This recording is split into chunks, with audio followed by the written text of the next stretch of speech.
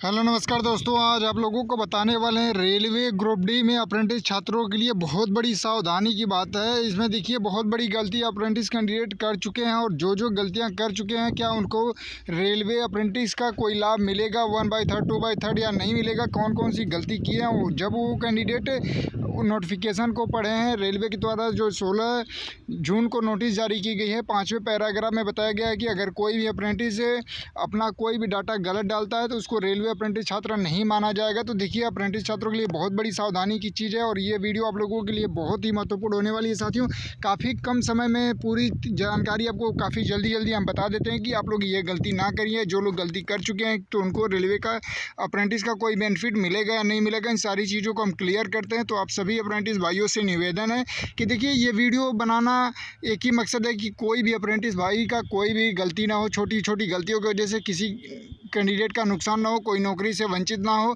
क्योंकि जब exam qualify करके फिर मेन टाइम पे जब बाहर होगा तो बहुत बड़ी दुख की बात होती है। साथियों, इस वजह से आप लोगों को जानकारी के पर्पज़ से ही ये वीडियो बना रहे हैं।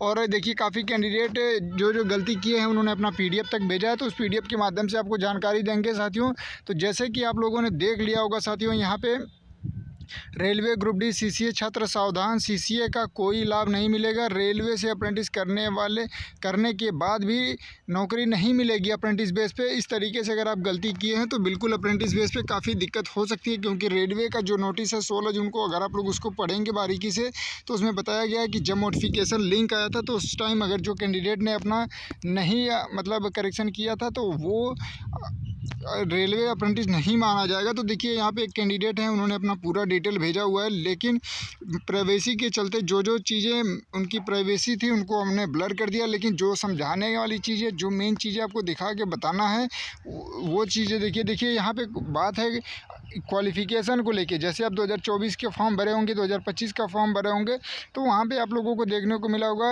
मतलब क्वालिफ़िकेशन डिटेल। तो क्वालिफ़िकेशन डिटेल में 3 कॉलम आपका शो कर रहा था। जैसे कि काफ़ी कैंडिडेट यहाँ पे देखिए 10th का, ITI का, अप्रेंटिस का तीनों डिटेल डाल दिए थे। लेकिन ये देखिए अप्रेंटिस कैंडिडेट होने के बाद केवल और केवल 10th लेवल का ही डिटेल डाला है इन्होंने। मतलब अप्रेंटिस का और ITI का यहाँ पे उन्होंने डिटेल नहीं डाला था। तो क्या इनको अप्रेंटिस का कोई लाभ मिलेगा या नहीं मिलेगा? देखिए इस तरीके से यहाँ पे नीचे तो उन्होंने अप्रेंटिस का डिटेल भर दिया। देखिए हम इसको ग्रीन कलर से हाईलाइट करके रखे हैं ताकि आप लोगों को अच्छे से हम समझा सकें। तो देखिए साथियों, यहाँ पे अप्रेंटिस का इन्होंने पूरा डिटेल भरा। देखिए कब इनकी ज्वाइनिंग हुई थी, कब कंप्लीट हुआ था, 11 महीने 30 दिन, और इन्होंने 400 पूर्णांक में से 288 नंबर पाया है। तो इस तरीके से सारा कुछ डिटेल तो इन्होंने फिलअप किया है। लेकिन साथियों सबसे महत्वपूर्ण है कि यहाँ पे देखिए NAC का पूछा गया था डिटेल कि मतलब आप अप्रेंटिस हैं तो अप्रेंटिस का यहाँ पे देखिए पूछा गया अप्रेंटिस कोर्स डिटेल। यहाँ पे अप्रेंटिस कोर्स डिटेल में तो इन्होंने सारा कुछ अप्रेंटिस का भर दिया हुआ है। लेकिन साथियों सबसे बड़ी चीज़ है कि यहाँ पे क्वालिफ़िकेशन में इनका कहना है कि सर हमने क्वालिफ़िकेशन में केवल और केवल 10th किया है, तो क्या हमको DV में दिक्कत हो सकती है, DV से बाहर हो सकते हैं, अप्रेंटिस का लाभ मिलेगा या नहीं मिलेगा? इन सारी चीज़ों को लेके काफ़ी परेशान है।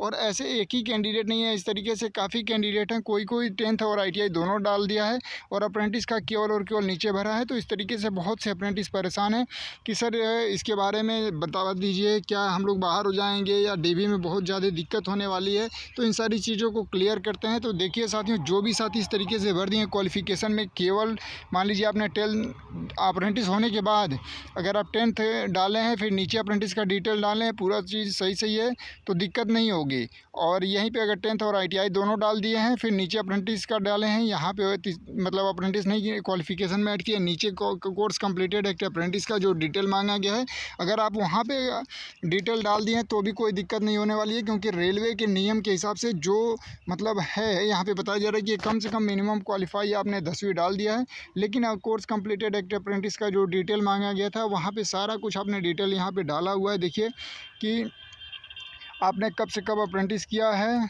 यहाँ पे देखिए कब से कब अप्रेंटिस किया हुआ है। और दूसरी चीज़ें यहाँ पे आपको दिखाई देगी कितने दिनों तक किया है, फिर आपका कितना मार्क्स है, आपका सर्टिफिकेट किस दिन जनरेट हुआ, आपका रजिस्ट्रेशन नंबर यहाँ पे जो होता है, सर्टिफिकेट नंबर, सारा कुछ आपने यहाँ पे डिटेल दिया है। तो कोई भी प्रॉब्लम होने की संभावना नहीं है जो रेलवे के नियम के हिसाब से। बाकी अगर वहाँ के अधिकारियों द्वारा या रेलवे के नए नियम के हिसाब से कोई अपडेट वहाँ पे अगर दिक्कत करती है तो इसके बारे में तो हम नहीं कुछ कह सकते। क्योंकि देखिए 16 जून को जो नोटिस जारी की गई है उसमें रेलवे ने सख्त मतलब अप्रेंटिसों के लिए नियम बना दिया है कि जब फॉर्म भरने के बाद वाला नोटिफिकेशन, ये अभी जो नोटिफिकेशन लिंक ओपन हुआ था इसके जिक्र नहीं किया गया था।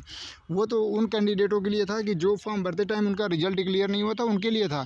लेकिन जो कैंडिडेट थे उनका अप्रेंटिस पहले कंप्लीट हो चुका था साथियों, और वो लोग अप्रेंटिस का डिटेल नहीं डाल पाए थे, तो वो उनकी जिम्मेदारी होगी। क्योंकि आपका अप्रेंटिस कंप्लीट था, फिर आपने अप्रेंटिस का डिटेल नहीं डाला, या तो अप्रेंटिस का डिटेल गलत डाला है, तो 16 जून की नोटिस में आप पैराग्राफ 5 में आप लोग पढ़ लीजिएगा।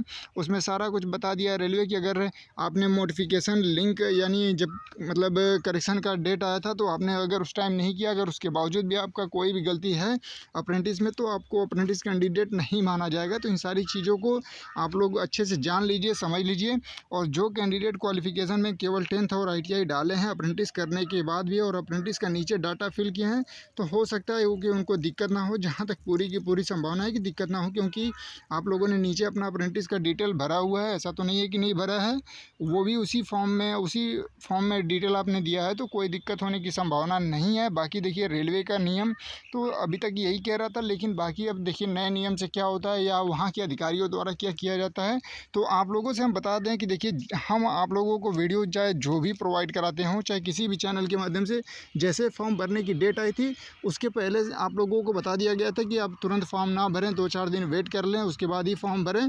और वो फॉर्म भरने से पहले फॉर्म किस तरीके से भरना है, कौन से कॉलम में क्या क्या भरना है, ये स्टेप बाय स्टेप आपको काफ़ी चैनलों के माध्यम से और काफ़ी लोगों के माध्यम से ये बता दिया गया था। लेकिन आप लोग जब जल्दीबाजी में जाके साइबर कैफ़े से फॉर्म भरवाते हैं या जहाँ पे भी भरवाते हैं, बिना जानकारी के आधा अधूरा फॉर्म भर के गलती करते हैं। तो आप लोग ये नहीं सोचते हैं साथियों कि ये आप अपने करियर के साथ खिलवाड़ कर रहे हैं। और दूसरी चीज़, ये गलती सबसे बड़ी आपकी ये है कि आप लोग वीडियो नहीं देखेंगे। आपको ये लगता है कि नहीं, कोई यूट्यूब से वीडियो आ रही है तो भैया अपने अर्निंग के लिए कर रहे हैं। अरे भाई दिक्कत नहीं है, कोई 10-5 रुपये की अर्निंग आपको लगता है कि बहुत ज़्यादा होती है, तो ऐसा कुछ नहीं है। ये आपका गलतफहमी है। इसमें आप लोग सोचते हैं कि हम उसकी वीडियो देख लेंगे तो वो बहुत ज़्यादा अर्निंग कर लेगा, तो उसके चक्कर में आप अपना करियर ख़राब कर रहे हैं। मान लीजिए ये जो कैंडिडेट हैं जिन लोगों ने इस तरीके से गलती की, अगर मान लीजिए रेलवे अगर इनको बाहर कर देगा, तो ये किसी यूट्यूबर का या किसी टीचर का कुछ नहीं बिगाड़ेंगे, ये अपना करियर बिगाड़ देंगे। क्वालिफाई होने के बाद यहाँ से बाहर हो जाएंगे तो फिर क्या इनके ऊपर बीतेगी, आप खुद सोचिए। अगर यही वो मतलब वीडियो देख लिए होते या मतलब जानकारी ले लिए होते पहले, तो ये करेक्शन की डेट आई थी। फॉर्म भरने के बाद जब डेट ख़त्म हो जाती है तो 1 हफ्ते तक करेक्शन की डेट आती है कि आप करेक्शन कर लीजिए। केवल जोन नहीं चेंज कर पाते हैं, बाकी तो करेक्शन कर सकते हैं। तो सोचिए अगर उस टाइम ये कर लेते तो इनको कितना मतलब जो आज टेंशन बनी हुई है तो टेंशन नहीं होती। तो आप लोगों की जानकारी देने के पर्पज़ से ही वीडियो बनाई जाती है कि आपसे कोई गलती ना हो, आपका करियर कहीं फंसे ना।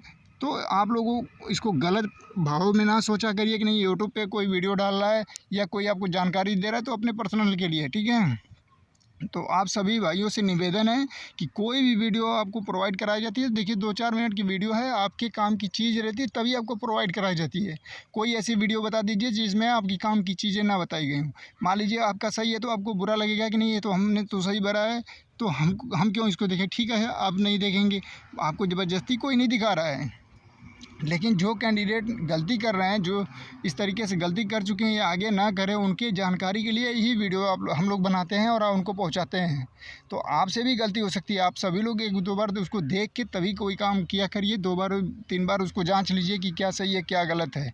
तो आप लोग इस तरीके से जो भी कैंडिडेट अपना फॉर्म भरते टाइम डिटेल डाले हैं तो बहुत ज़्यादा परेशान ना हो, क्योंकि देखिए मतलब बहुत कम ही चांस है कि आपको रेलवे दिक्कत कर सकता है। लेकिन आपने यहाँ नीचे अप्रेंटिस का डिटेल डाल दिया है तो नुकसान नहीं होने की संभावना है। बाकी देखिए आगे क्या होता है, हो सकता है एफिडेविट लगे या जो भी आगे की प्रक्रिया होगी तो देखा जाएगा। अब इसमें कोई बदलाव तो नहीं किया जा सकता। तो जो भी साथी इस वीडियो को देख रहे हैं, आप सभी साथियों से निवेदन है कि वीडियो को लाइक करके वीडियो का हाइप जरूर कर दीजिएगा, और जो भी आपके पास व्हाट्सएप ग्रुप हो, टेलीग्राम ग्रुप हो, उसमें शेयर करके सभी भाइयों को जानकारी शेयर कर दीजिएगा, ताकि और भी कोई इस तरीके से गलती ना करे, आगे आप भी गलती ना करें। आप लोग इस वीडियो को ज़रूर देखें। धन्यवाद।